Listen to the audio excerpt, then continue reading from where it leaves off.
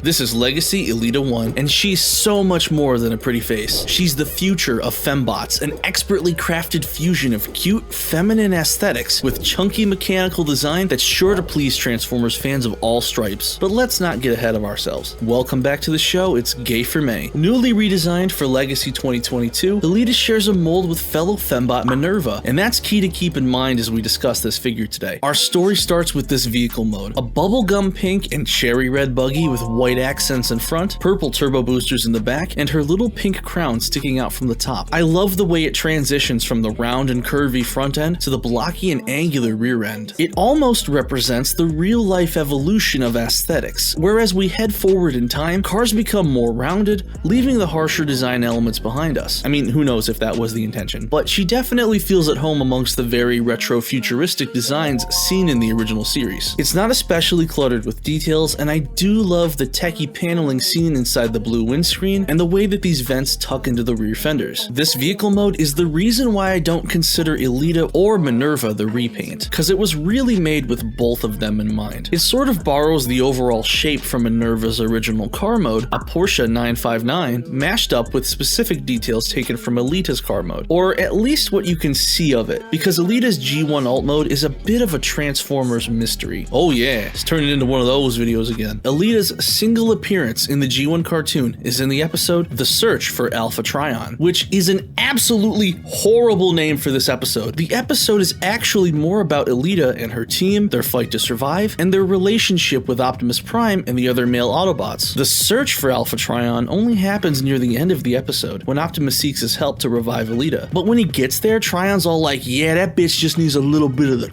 touch, if you're picking up what I'm putting down. You got the touch! He's pulling his cock out! You got the power!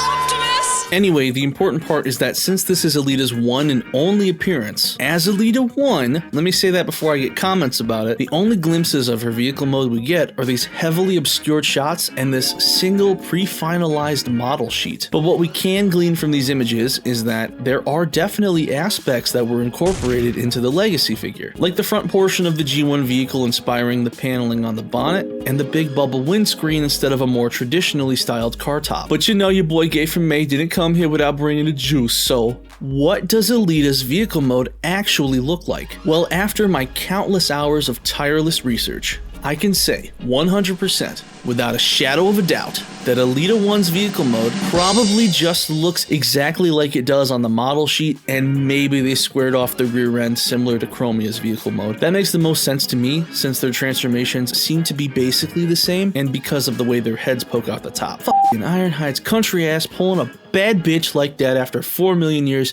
and I can't even get my sister to answer my phone calls. Generally, I like this new vehicle mode. It's a very cute and very well thought out little car that refreshingly strays far away from the archetypical example of a Fembot vehicle mode. But does the robot mode continue this progressive design direction? When she was revealed, I said Elita 1 was the cutest Transformer ever, and I think I still stand by that. Everything from the soft colors to the adorable horns on her sweet little head, and her gorgeous face just screams mega cutie. In G1, she resembled a gladiator or an Amazon, and had a strong but kind of matronly vibe. Her voice is so f***ing hot too. Request denied. You've got company. Elita 1 out. But Legacy Elita is more like the schoolgirl of Transformers, which, considering who her mold mate is, makes a lot of sense. The robot mode heavily favors the Minerva side of the coin for sure. Yeah, the females in this fandom will be absolutely shocked to find out that most Fembots actually do look like they transform. Even back in G1, these one-off Fembots had transformation schemes and vehicle kibble, though of course none of them had figures initially, and Hasbro did them a real disservice by just reusing the same mold to make all of them. Minerva, however, has an original figure, being a repaint of G1 Nightbeat, and that bitch. Unfortunately, the new mold isn't quite the Venus of Willendorf that the original Minerva was, but Elita's still very attractive and feminine, with these creamy white thighs, trim waist, and a hint of what we in the toy review business call boobies. But if you can see it from the front, wait till you see it from the back. Firstly, she actually has a back, and it's surprisingly well defined and shapely. And secondly, despite her small frame, she's got this huge, juicy white ass. God damn. Gay for May, the way you talk about female characters is really creepy, and you're making mecha fans look weird.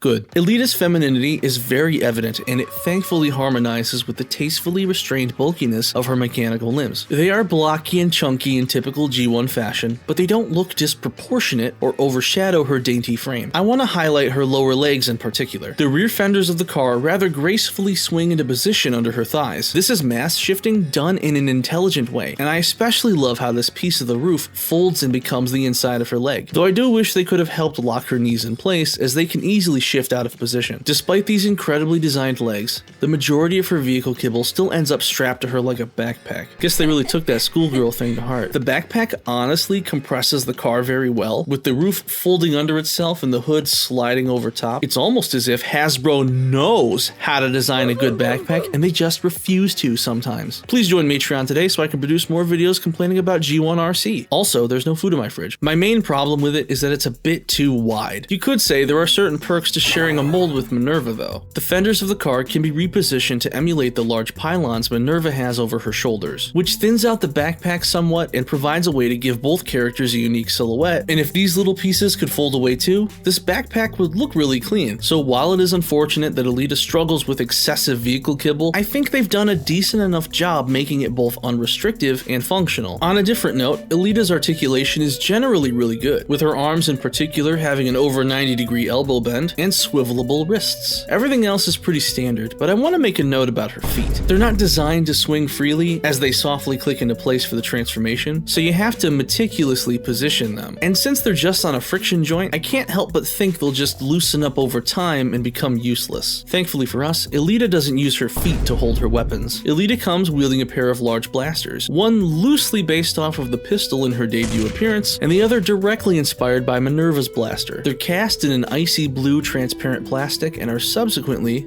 pretty cool. I am now days away from giving birth, and it is Jesus.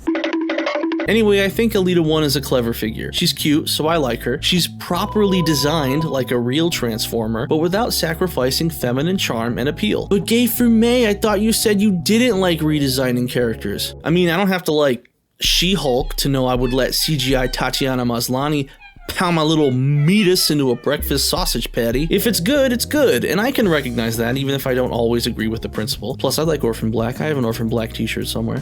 Fetch me something gay. If you want to see more reviews about Fembots, you should check out this Windblade review or this RC review. But anyway, that's just my opinions. Please leave yours in the comments below. Bye-bye.